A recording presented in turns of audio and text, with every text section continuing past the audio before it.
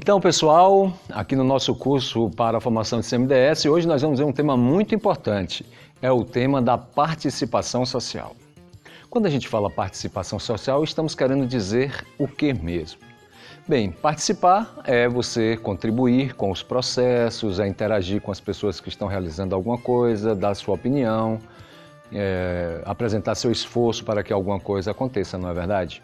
Então, quando nós estamos falando de participação com relação às políticas públicas, nós estamos querendo dizer que a sociedade precisa, além de votar nas eleições, nas democracias representativas, elas também precisam participar da execução das políticas públicas. Porque, afinal de contas, as políticas públicas determinam nossas vidas.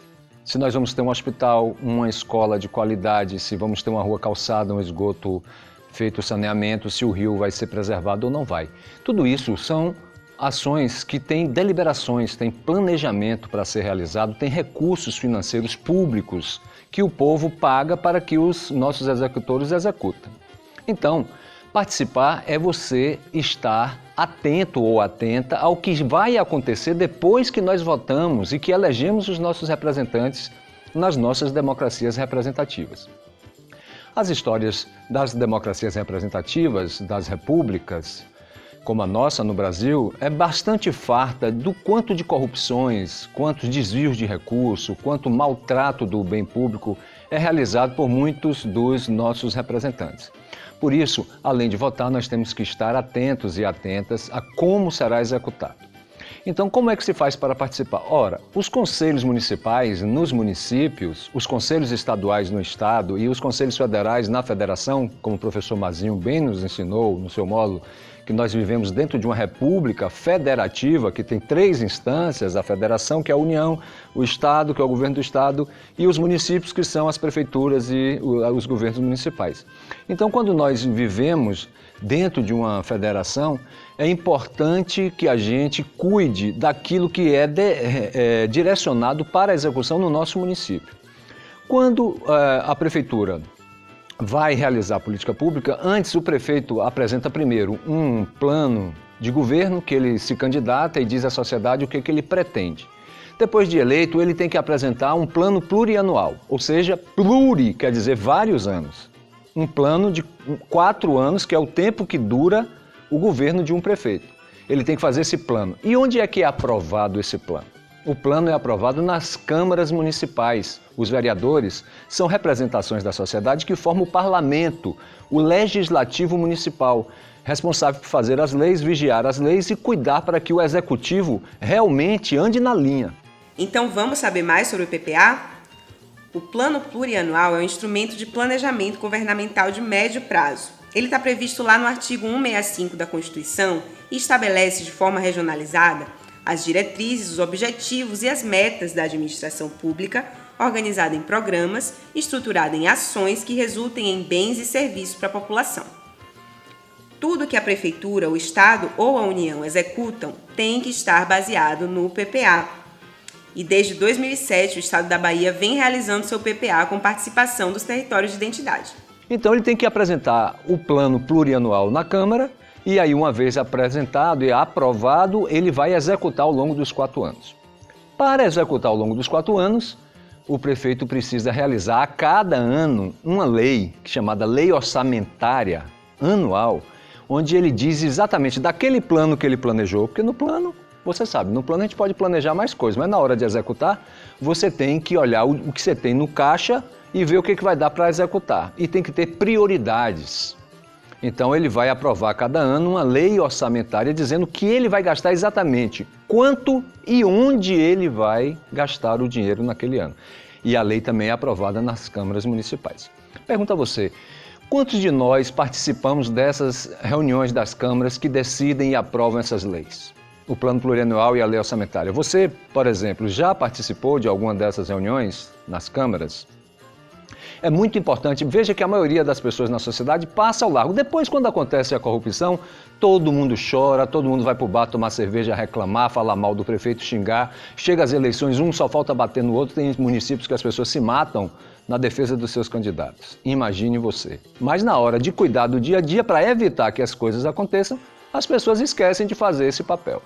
Então, o papel dos conselhos é cuidar das políticas públicas. Como é que se participa de políticas públicas? Primeiro, participando do planejamento delas, da elaboração delas, nos planos plurianuais, por exemplo, nos municípios.